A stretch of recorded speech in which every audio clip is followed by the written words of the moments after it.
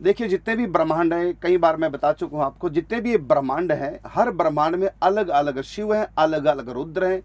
और शिव है ऊर्ध्व कैलाश में, और ये जो पृथ्वी पर जो कैलाश है यहाँ रुद्र हैं। और इन सब ब्रह्मांडों के उस पार जहाँ काल प्रकृति समाप्त, जहाँ सत सृष्टि पर व्योम में, वहाँ जो भगवान का रूप है उनका नाम है सदा शिव। सदा का मतलब सदा रहने वाला। और यहाँ के जो शिव हैं वो यहाँ सदा नहीं रह सकते, क्योंकि ब्रह्मांड के अंदर है।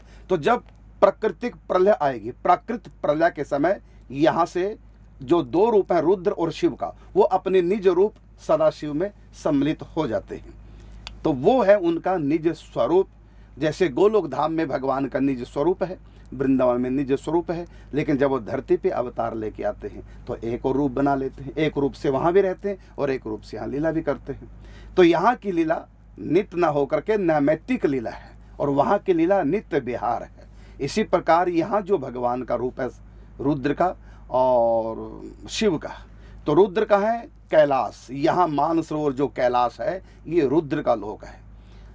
जबकि आप जाएंगे, हम गए वहाँ पर, तो वहाँ पर इन भौतिक आंखों से तो एक साधारण पहाड़ी दिखाई देगा, लेकिन दिव्य दृष्टि जिनके पास है, अलौकिक दिव्य कैलाश यहाँ है, वही बस्तियाँ हैं, उनके गण हैं।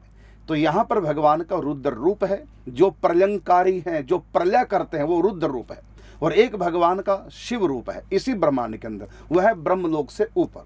जैसे भगवान नारायण के इस ब्रह्मांड में दो रूप हैं, एक ऊर्ध्व वैकुंठ में जिनको विष्णु कहते हैं, और ये ब्रह्मांड के ऊपर वाले छोर पर है, और ब्रह्मांड के सबसे नीचे वाले छोर पर है क्षीर सागर, जहाँ भगवान नारायण शेषशय्या पर शयन करते हैं। जैसे यहाँ भगवान के दो रूप हैं विष्णु भगवान के, इसी प्रकार शंकर जी के भी इस ब्रह्मांड में दो रूप हैं, एक रुद्र इस कैलाश में जो पृथ्वी पर है, और एक है शिव जो ऊर्ध्व कैलाश में, उसको ऊर्ध्व कैलाश कहते हैं। तो कैलाश, ऊर्ध्व कैलाश, और तीसरा है महाकैलाश। महाकैलाश इस ब्रह्मांड के अंदर नहीं, किसी भी ब्रह्मांड में नहीं, अनंत अनंत ब्रह्मांडों की सीमा, प्रकृति की सीमा जहाँ समाप्त हो जाए, काल की सीमा जहाँ समाप्त हो जाए, उसके बाद परव्योम में कालातीत, कालम महाकाल कालम कृपालम, वो महाकाल का लोक, उनको कहते हैं सांब सदा शिव।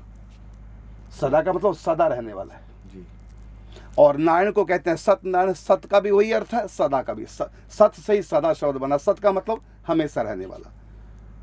तो चाहे सत्यनारायण कह दो, चाहे सत कह दो, चाहे सद कह दो, दोनों का एक ही अर्थ। तो वो सदा शिव है, सदा रहने वाले। वहां प्रलय नहीं जाती, वहां काल का प्रवेश नहीं, लेकिन इस ब्रह्मांड में काल का प्रवेश है। ये आपके प्रश्न का उत्तर है।